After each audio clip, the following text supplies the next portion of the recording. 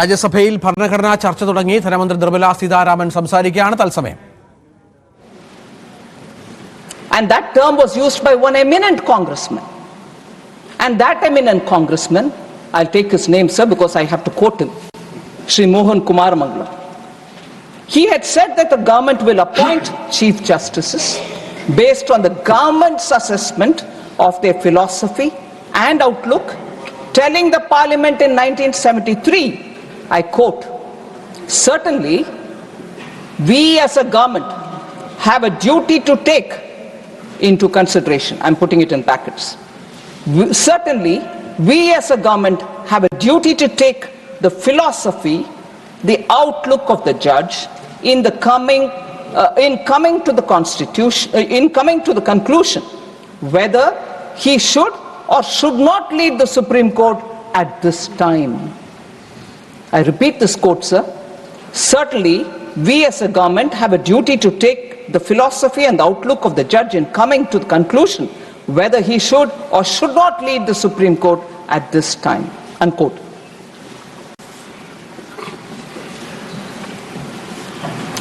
After that judgment on Keshwanand Bharati case, sir, you're an eminent senior who became a senior advocate at a very young age, and I stand before you talking small things about judiciary. Pardon me if I have any, oversight which has not worked well. A day after the historic judgment in April 25, 1973, in the Keshwanand Bharati case, in which the majority declared that the parliament cannot alter or abridge the basic structure of the constitution, Srimati Indira Gandhi was furious with the judgment because it constricted the party's plan to bring in major amendments. So the three judges, this is what I want to highlight, committed judiciary. If they are not there, we'll do what we want. So the three judges were accorded swift punishment via suppression on April 26, and Justice A.N. Ray, who did not subscribe to the majority decision, was elevated. After Ray retired in 77, again, Srimati Indira Gandhi government gave superseded the senior most candidate, Justice Hansraj Khanna, to appoint Justice Mirza Hamidullah Beg as the Chief Justice. So it is really sad that the test that I'm putting each one of these amendments, whether they was in line with the constitutional spirit, whether the process was followed, whether the large economic good was considered or social good was considered as an objective, none of them meet that. The OBC Commission is something which I want to in contrast mention. How our intent, Prime Minister Modi was clear. The OBC Commission will have to be set up, and constitutional amendments have to empower communities and not put them at a disadvantage. But therefore, the 102nd Constitutional Amendment Act was brought in 2018 and inserted Article 338B. But what's the contrast, sir, with the Congress? In 1950, Kaka Kalekar Commission was formed, but Congress prevented its report from being published. Dr. Ambedkar was of the view that Pandit Nehru was not concerned about the welfare, was not concerned enough about the welfare of the SCs. I quote Baba Saheb Ambedkar, "From the very first election, we have been fighting against the Congress because it is unnecessarily interfering with our rights. Just see the leader of the Congress party, Pandit Nehru. He has delivered 2,000 speeches during the last 20 years, but he has never spoken about the welfare of scheduled castes even once." This is Baba Saheb Ambedkar's words. So from this, he further says, "From this you can judge what sympathy the Congress party can have for our people when its leader is so much adamant." Unquote. Sir, this is said several times, but it's worth saying now. Congress did not even allow Baba Saheb's photo to be installed in the central hall of the old Parliament House for decades. He was, of course, denied Bharat Ratna. Similarly, the Mandal Commission was created to provide reservation for backward classes. But Mrs. Indira Gandhi or even Sri Rajiv Gandhi opposed it, delaying 27% reservation for the OBCs in central institutions. So we are the ones who brought it in, not the Congress. One more interest.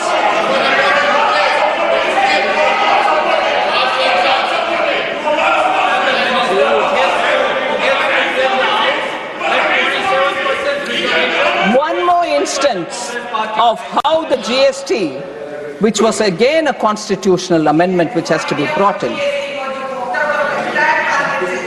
Sir, GST related constitutional provisions has never been encouraged prior to its bringing by Prime Minister Modi in 2017.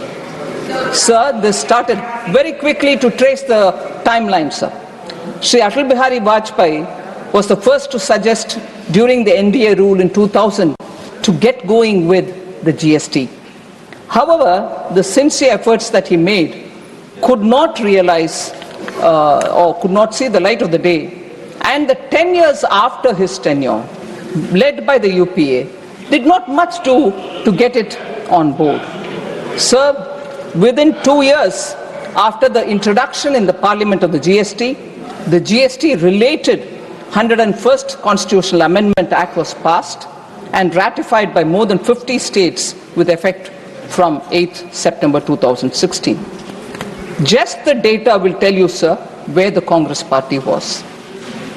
Despite being a coalition comprising of 26 parties, the UPA could not manage to get this GST.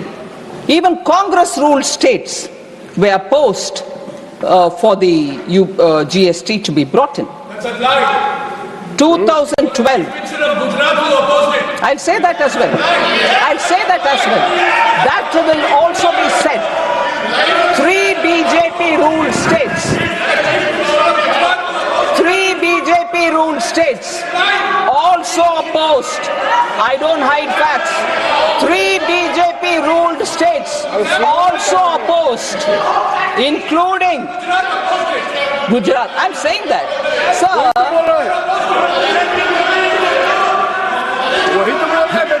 I'm saying it, sir. I'm saying it myself that Gujarat opposed it. I'm saying it myself.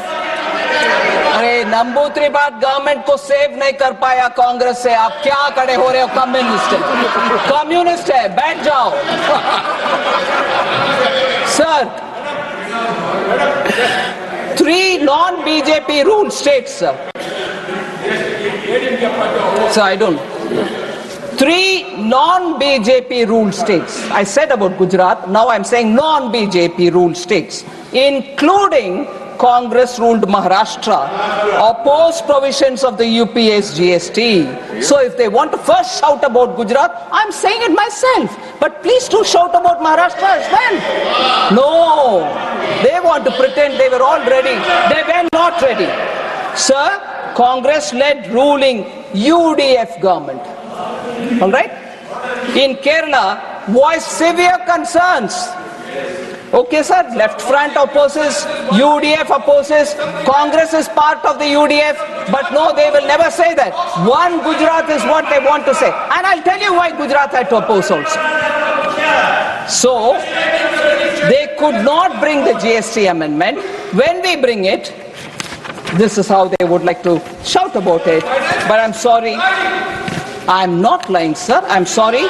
I will have to demand a written apology from Shri Jairam Ramesh for accusing me of lying, which I never do. And whether it is parliamentary or unparliamentary, first of all, sir, the chair, I trust you will take care of that. But accusing me of lying is now very clear, runs in the Congress blood. Somebody had to go to the court to say sorry. When I was the defense minister, not only did what? They called Prime Minister Modi as a chore, but they kept calling me that I'm lying. And who had to go and apologize in the court? And now I wouldn't mind seeing another member going and apologizing in the court, although the word said in the parliament is never taken to the court. Sir, all MPs in the House, when the GST was brought in, and this is also something which the Congress will have to gulp if they can, all MPs present in the House, including those of the Congress, had voted for the GST constitutional amendment which was brought in by Prime Minister Modi. In fact, I wouldn't mind if Jairam Ramesh once again calls me that I'm lying, but records of the parliament will say it. Jairam Ramesh wanted to move some amendments, but Dr. Manmohan Singh personally asked him not to do so because of the fine consensus that has been arrived in the GST Council. Yes. Sir, I don't lie, records don't lie. Don't jump in a hurry to accuse me that I'm lying. Sir? I will authenticate it. But you authenticate that I'm lying, please. Honorable Minister. Honorable Minister. Manu ഭാരത വിവരങ്ങൾ പങ്കുവെക്കും. ഇപ്പോൾ മനു, നെഹ്റുവിനെയും ഇന്ദിരാഗാന്ധിയെയും മറ്റും കടന്നാക്രമിച്ചാണ് ഭരണഘടനാ ഭേദഗതി കുടുംബത്തിന് മാത്രമെന്ന കടുത്ത വിമർശനം ഉന്നയിച്ചാണ് നിർമ്മല സീതാരാമന്റെ പ്രസംഗമുണ്ടായത്. എന്തൊക്കെയാണ് അവർ പറഞ്ഞു വെച്ചത്? കോൺഗ്രസ് വലിയ തോതിൽ ഭരണഘടനാ സംരക്ഷണമെന്ന വിഷയം രാജ്യത്ത് തെരഞ്ഞെടുപ്പ് ഘട്ടത്തിലൊക്കെ ഉയർത്തിയ പശ്ചാത്തലത്തിൽ കൂടിയാണ് ഇങ്ങനെ ഒരു ചർച്ച നമ്മുടെ പാർലമെന്റിൽ വരുന്നത് എന്നുകൂടി എന്ന കാര്യം കൂടി ശ്രദ്ധിക്കേണ്ടതാണ്. ഇതിൽ കഴിഞ്ഞ ആഴ്ച ഈ വിഷയം ലോക്സഭയിൽ ചർച്ചയ്ക്ക് വന്നതിന് ശേഷമാണ് രാജ്യസഭ 2 ദിവസങ്ങളിലായി ഭരണഘടനയുടെ 75 വർഷം നീണ്ട മഹത്തായ യാത്രയെക്കുറിച്ചുള്ള ചർച്ച സംഘടിപ്പിക്കുന്നത്. ഇത് ലോക്സഭയിലുണ്ടായ അതേ മാതൃകയിൽ തന്നെ രാജ്യസഭയിലും രൂക്ഷമായ വിമർശനം നെഹ്റു ഗാന്ധി കുടുംബങ്ങൾക്കെതിരെ നടത്തുകയാണ് BJP അംഗങ്ങൾ. ലോക്സഭയിൽ സമാനമായ സാഹചര്യങ്ങൾക്ക് നമ്മൾ സാക്ഷിയായി. അതേ മാതൃകയിൽ ജവഹർലാൽ നെഹ്റു ഉൾപ്പെടെയുള്ളവർ ഭരണഘടന സ്വന്തം താല്പര്യങ്ങൾക്കനുസരിച്ച് മാറ്റി മറിച്ചു എന്ന ആരോപണമാണ് ആദ്യഘട്ടത്തിൽ തന്നെ വരുന്നത്. ഭരണഘടന രൂപീകൃതമായി അല്ലെങ്കിൽ ഭരണഘടന അംഗീകരിച്ച് 1 വർഷത്തിനുള്ളിൽ തന്നെ അത് ഭേദഗതി ചെയ്യുന്ന താല്പര്യങ്ങൾ എന്തിനായിരുന്നു എന്ന് നിർമ്മല സീതാരാമൻ ചോദിക്കുന്നു. ഷബാനു ആസ്മി കേസും അതുപോലെ സാത്താനിക് വേഴ്സസ് എഴുതിയ സൽമാൻ റുഷ്ദിയെ നിരോധിച്ചതും ഉൾപ്പെടെയുള്ള വിഷയങ്ങൾ ഉയർത്തി കാണിച്ചുകൊണ്ട് വോട്ട് ബാങ്ക് രാഷ്ട്രീയം എല്ലാ ഘട്ടത്തിലും കോൺഗ്രസ് നടത്തി. ഭരണഘടനയും അധികാരം നിലനിർത്തുന്നതിനും കുടുംബാധിപത്യം ഉറപ്പിക്കുന്നതിനും ഭരണഘടനാ ഭേദഗതികൾ നടത്തി, തിരുത്തൽ വരുത്തി, ഭരണഘടനയുടെ ആമുഖം പോലും മാറ്റി എന്ന തരത്തിൽ നിർമ്മല സീതാരാമൻ ശക്തമായ പ്രതിഷേധം വയ്ക്കുന്നു. കഴിഞ്ഞ ഘട്ടങ്ങളിൽ അടിയന്തരാവസ്ഥ കൊണ്ടുവന്നതും സ്വതന്ത്രമായ പ്രഖ്യാപനങ്ങളെ അടിച്ചമർത്തുകയും ഒക്കെ ചെയ്യുന്ന രീതി, അഭിപ്രായ സ്വാതന്ത്ര്യത്തിനെതിരെയുള്ള കടന്നുകയറ്റം, ഇതെല്ലാ ഘട്ടങ്ങളിലും ചർച്ചയായിട്ടുള്ളതാണ് എന്ന് ലോക്സഭയിൽ ഈ വിഷയം ചർച്ച ചെയ്തുകൊണ്ട് BJP നേതാക്കൾ ഉയർത്തി. സമാനമായ ആക്ഷേപം തന്നെ നിർമ്മല സീതാരാമനും ഉയർത്തുന്നു. അഭിപ്രായ സ്വാതന്ത്ര്യത്തിന് മുകളിൽ ശക്തമായ കടന്നുകയറ്റമുണ്ടായി. പ്രതിപക്ഷ നേതാക്കളെ ജയിലിൽ അടച്ചുകൊണ്ടാണ് ഈ അഭിപ്രായ സ്വാതന്ത്ര്യത്തിനെതിരെയുള്ള കടന്നുകയറ്റമുണ്ടായത്. ഇന്ദിരാഗാന്ധിയുടെ നിലപാടുകൾ വളരെ വിചിത്രമായിരുന്നു എന്ന ആരോപണം കൂടി അവർ മുന്നോട്ട് വയ്ക്കുന്നു. അതോടൊപ്പം തന്നെ ഇന്ത്യൻ ഭരണഘടന ശക്തിപ്പെടുത്തുന്നതിനും അതോടൊപ്പം നിൽക്കുന്നതിനുമായുള്ള നടപടികൾ ഉണ്ടാകേണ്ടിയിരുന്നു. പക്ഷേ 21 MP-മാരെ അടക്കം ജയിലിലാക്കിക്കൊണ്ടാണ് കോൺഗ്രസ് വലിയ ഭരണഘടനാ മാറ്റങ്ങൾക്ക് നേതൃത്വം കൊടുത്തത് എന്ന് പറയുന്നു. ഒപ്പം തന്നെ ഈ ഭരണഘടനയുടെ അക്ഷരാർത്ഥത്തിൽ ഭരണഘടനയുടെ എല്ലാ സ്വഭാവങ്ങളെയും അട്ടിമറിക്കുന്ന തരത്തിൽ ഉള്ള മാറ്റം വരുത്തുന്നു. ഒപ്പം അംബേദ്കറിൻ്റെ വാക്കുകൾ കൂടി ഉദ്ധരിച്ചാണ് കോൺഗ്രസിനെതിരെ നിർമ്മല സീതാരാമൻ ആഞ്ഞടിക്കുന്നത്. ശക്തമായ ആരോപണം നടക്കുന്നു. സ്വാഭാവികമായും പ്രതിപക്ഷ ബഹളം ഉണ്ട്. വിഷയത്തിൽ താൻ നുണ പറയുകയാണെന്ന് ജയറാം രമേശ് പ്രതിപാദിച്ച സംഭവത്തെയും നിർമ്മല സീതാരാമൻ എടുത്തു പറഞ്ഞു. അത് ജയറാം രമേശിനെതിരെ താൻ ശക്തമായ നിലപാട് സ്വീകരിക്കും എന്ന് അവർ വ്യക്തമാക്കുന്നു.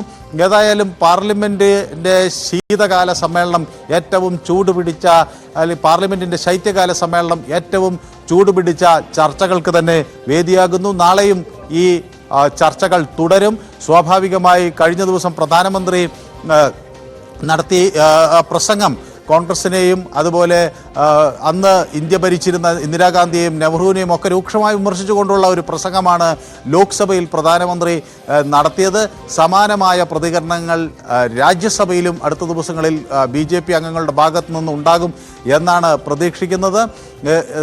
ഇതിന് പ്രതിപക്ഷത്തിൻ്റെ നിലപാടുകൾ എന്തായിരിക്കും? ലോക്സഭയിൽ പ്രിയങ്ക ഗാന്ധിയും രാഹുൽ ഗാന്ധിയുമാണ് പ്രതിപക്ഷത്തിനു വേണ്ടി സംസാരിച്ചത്. ഭരണഘടന സംവിധാനായി മാറിയെന്ന ആക്ഷേപം അവർ ഉന്നയിച്ചിരുന്നു. അങ്ങനെ രൂക്ഷമായ ആക്രമണം കോൺഗ്രസിൻ്റെ ഭാഗത്തുനിന്ന് പ്രതിപക്ഷത്തിൻ്റെ ഭാഗത്തുനിന്ന് BJP നേതൃത്വത്തിനെതിരെ ഉണ്ടായിരുന്നു. ഭരണഘടനാ സ്ഥാപനങ്ങളെ കൈയടക്കുന്നു, അതിനെ രാഷ്ട്രീയവൽക്കരിക്കുന്നു തുടങ്ങിയ ആരോപണങ്ങൾ, സമാനമായ ആരോപണങ്ങൾ രാജ്യസഭയിലും വരും എന്നാണ് കണക്കാക്കേണ്ടത്. ഏതായാലും ഇതിനെ ഏതു തരത്തിൽ BJP പ്രതിരോധിക്കും, BJP എന്തൊക്കെ വിഷയങ്ങൾ പുതുതായി ചർച്ചയ്ക്ക് വയ്ക്കും തുടങ്ങിയ കാര്യങ്ങൾ ഇപ്പോഴും സകൗതുകം രാഷ്ട്രീയ ഇന്ത്യ നോക്കിക്കാണുകയാണ്. രഞ്ജിത്ത്, മനു ഭാരതാണ് പങ്കുവച്ചത് വിവരങ്ങൾ. ഇപ്പോൾ നിർമ്മല സീതാരാമൻ സംസാരിക്കുന്നു. ഒരിക്കൽ കൂടി തത്സമയം. Expressed his inability to disclose the said document. What's the document which is in it? No, I can't disclose. And what did he say? I quote, "Within the limitations of its compass, it was designed to preserve an authentic record of our time for posterity. Having regard to this concept, the question of contemporaneous publications or laying the text of the document on the table of the House does not arise," unquote. The education minister, while he put the time capsule to be preserved for 5,000 years, does not allow the parliament to know what was inside it. That is 1973. 2 years Sitharaman സംസാരിക്കുകയാണ്. ഭരണഘടനാ ഭേദഗതി ഭരണഘടനയുമായി ബന്ധപ്പെട്ട ചർച്ചയാണ് രാജ്യസഭയിൽ പുരോഗമിക്കുന്നത്. ഇതിനിടെ പത്തനംതിട്ട